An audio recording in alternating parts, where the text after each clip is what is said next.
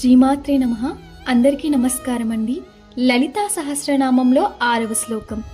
వదన స్మర మాంగళ్య గృహ తౌరణ చిల్లికా వక్త్రలక్ష్మీ పరివాహ చలన్మీనాభలోచన.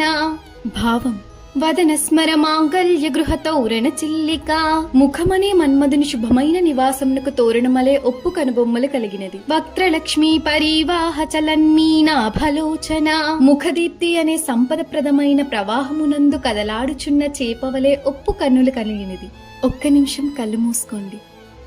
మీ ముందు లలితామ్మ నిలబడి ఉంది అని ఆలోచించండి. ఆమె ముఖం చూస్తే ఒక ఇంటి తోరణం కట్టినట్టు శుభసూచకంగా కనిపిస్తుంది. మనం ఇంట్లోకి ఎదురుగా వెళ్తున్నప్పుడు ఇంట్లో తోరణం చూస్తే మనకి ఎంత సంతోషం వస్తుందో, అలాగే ఆమె ముఖ దర్శనం మన జీవితంలో ఒక కొత్త ఆరంభం లాంటి శుభంని ఇస్తుంది. ఆమె కన్నులు నీటిలో తిరుగుతున్న మీనాలు అంటే చేపలు లాగా చంచలంగా కనిపిస్తున్నాయి. కానీ ఆ చంచలతలో కూడా ప్రేమ ఉంది. అమ్మ దృష్టిలో దయ ఉంది. ఆ కన్నుల్లో మన కష్టాలు తెలుసుకునే ఒక కరుణ ఉంది. ఒక్క నిమిషం ఇమాజిన్ చేయండి. ఆ దృష్టి మన మీద పడుతుంది. మనలో ఉన్న భయం కొంచెం కొంచెంగా కరిగిపోతుంది. అమ్మ దృష్టి మన మీద పడితే మన మనసులో ప్రేమ ప్రవహిస్తుంది. ఈ శ్లోకం మనకి ఏం చెప్తుందంటే, అమ్మ ముఖరూపం మంగళం, ఆమె దృష్టి దయారూపం.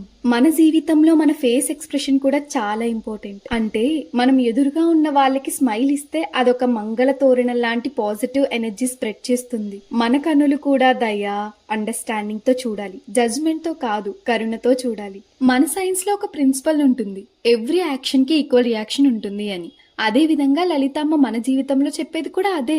మనం ఎలా ఆలోచిస్తే, ఎలా ప్రవర్తిస్తే ఆ రూపంలో మన జీవితం మనకి తిరిగి వస్తుంది అని. మనం ప్రేమ చూపిస్తే ప్రేమ వస్తుంది, మన క్రోధం చూపిస్తే క్రోధం వస్తుంది. కాబట్టి మన యాక్షన్, మన భావం చాలా ముఖ్యమని అమ్మ మనకి నేర్పించింది. శ్రీమాత్రే నమః.